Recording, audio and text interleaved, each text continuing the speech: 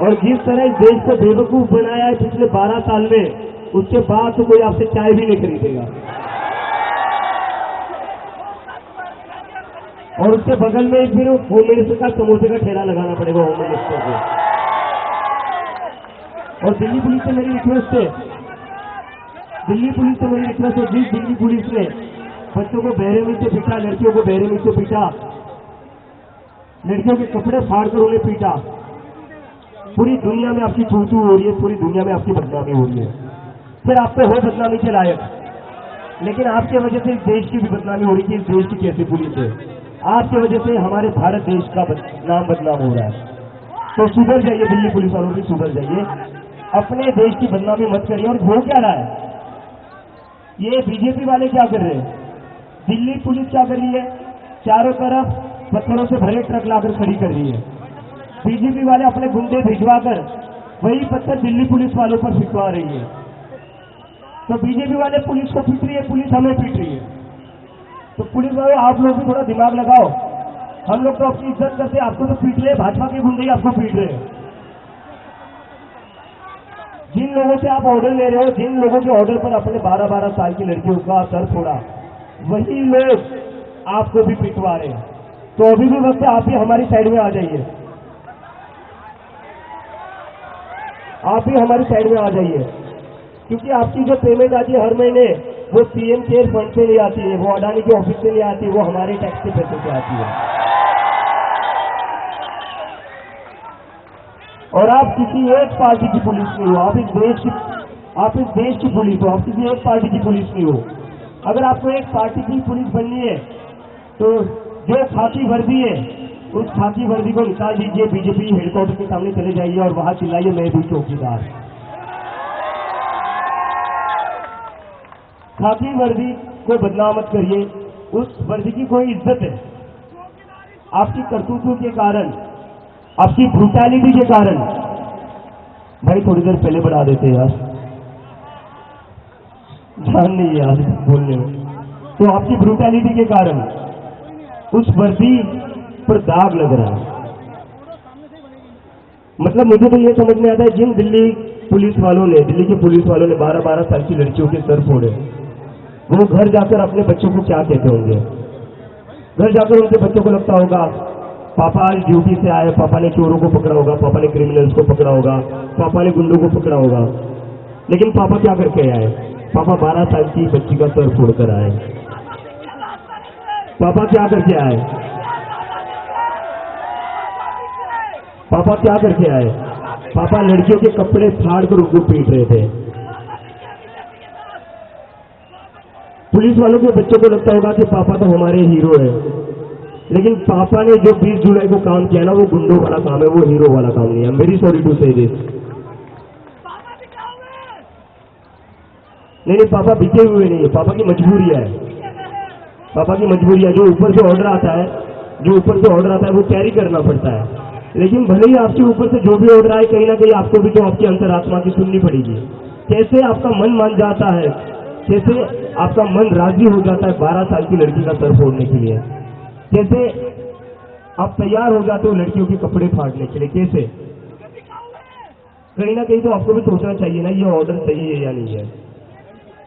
अगर आप में ये सोचने की भी एबिलिटी नहीं है कि ये ऑर्डर सही है या नहीं है, तो फिर इतनी पढ़ाई का क्या फायदा, जो पढ़ाई करके आप पुलिस में भर्ती हुए हो। आईटी सेल में ही चले जाते, बीजेपी में ही चले जाते, क्योंकि बिना पढ़ाई तो वहीं पर प्रमोशन ज्यादा होते हैं।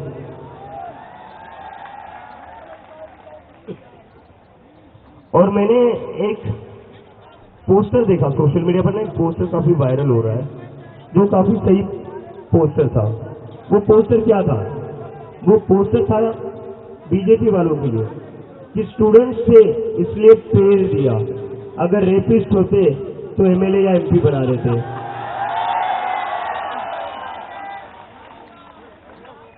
इस सरकार को तो स्टूडेंट से दिक्कत है ही, क्योंकि अगर बच्चे पढ़ लिख गए, बच्चे तो पढ़ते लिखते ही है, राजनेता पढ़ते लिखते नहीं है। इनके बच्चे भी मतलब आधे से ज्यादा इनके जो बच्चे हैं वो मेरे साथ ही बोस्टन में पढ़ते थे। इन सबके बीजेपी के जितने भी मिनिस्टर थे वो मेरे साथ ही बोस्टन में थे, कुछ लोग कोलंबिया न्यूयॉर्क में थे। और ये लोगों का क्या है, इनको तो नीट की एग्जाम देनी नहीं, इनको जेई की एग्जाम देनी नहीं, इनको वहीं पर सेटल होना है। और ये अपने देश में तभी वापस आते हैं जब इनको एमएलए एमपी की टिकट मिल जाती है। चलो ठीक है, पापा का रिटायर होने का समय आ गया है, तो अब बेटा आगे घर बढ़ाएगा, बेटी जो पॉलिटिक्स आगे बढ़ाएगी। और जो बेटा इलेक्शन नहीं लड़ सकता उस बेटे को बीसीसीआई का अध्यक्ष बना देते हैं। तो पूरे देश के इंस्टीट्यूशंस को, पूरे देश को इन लोगों ने एक तरीके से प्राइवेट कंपनी बनाकर रखा है। लेकिन मेरे मन में ये सवाल है, प्राइवेट कंपनी का सीईओ कौन है? नरेंद्र मोदी जी है या अडानी जी है? आपने प्राइवेट कंपनी तो बना दी, लेकिन सीईओ कौन है ये भी थोड़ा बता दीजिए, क्योंकि बहुत सारा कंफ्यूजन रहता है।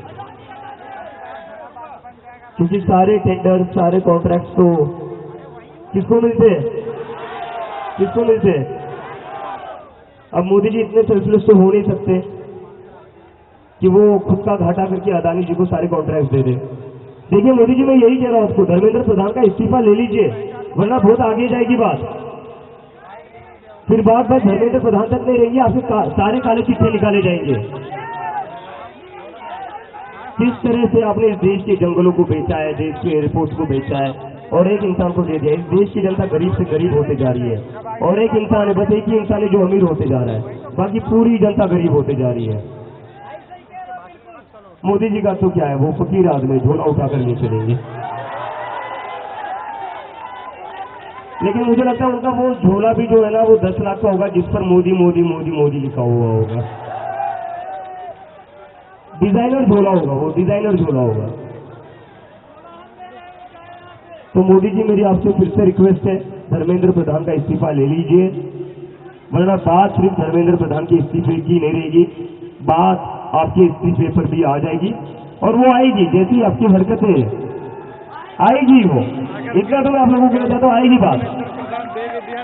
गलती से देगा तो नहीं। स्टूडेंट की सुन लीजिए, एक इनकॉम्पिटेंट, एक फेल्ड मिनिस्टर इस देश के करोड़ों स्टूडेंट से ज्यादा इंपॉर्टेंट नहीं हो सकता। और अगर एक फेल्ड और इनकॉम्पिटेंट मिनिस्टर इन करोड़ों स्टूडेंट से ज्यादा इंपॉर्टेंट है, तो याद रखना, चुनाव में आपको इनमें से कोई भी वोट नहीं करेगा। और ये बात बस स्टूडेंट की नहीं है, एक स्टूडेंट पर लाठी चलाओगे ना तो समझ लो उसके घर के 4 वोट कम होंगे। मोदी जी को बाकी चीजें समझ में आती है, उनको बस वोट की भाषा समझने में आती है, बस वोट्स की भाषा समझ में आती है। तो मैं सिंप्लीफाई करके बता देता हूं, अगर एक स्टूडेंट पर लाठी चलेगी तो उसके घर पर ना उसके माँ बाप आपको वोट देंगे, ना उसके भाई बहन उसको वोट देंगे। तो एक स्टूडेंट पर लाठी चलेगी तो 4 वोट कम हो गए।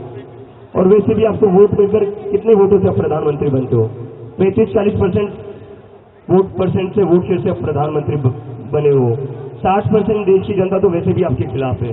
उस 40% में से भी अगर 20% कम हो गए तो रेलवे स्टेशन पर चाय की टपरी खोलनी पड़ेगी। तो ठीक है दोस्तों, कोई बैठकर थका तो नहीं है? देखिए कितने लोग आज यहाँ पहली बार आए, अरे बाप रे, और कितने लोगों का ये जिंदगी में पहला प्रोटेस्ट है।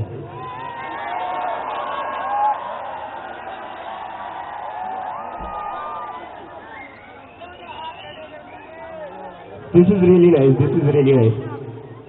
देखो, हमारे जो पहले वाले लोग थे उन्होंने थोड़ी गड़बड़ कर दी है, लेकिन हम जागरूक लोग हैं।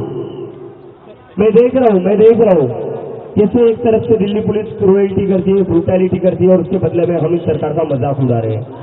यही करना है हमें अपनी तरफ से हाथ में उठाना है। हम पीसफुल लोग हैं, है या नहीं है?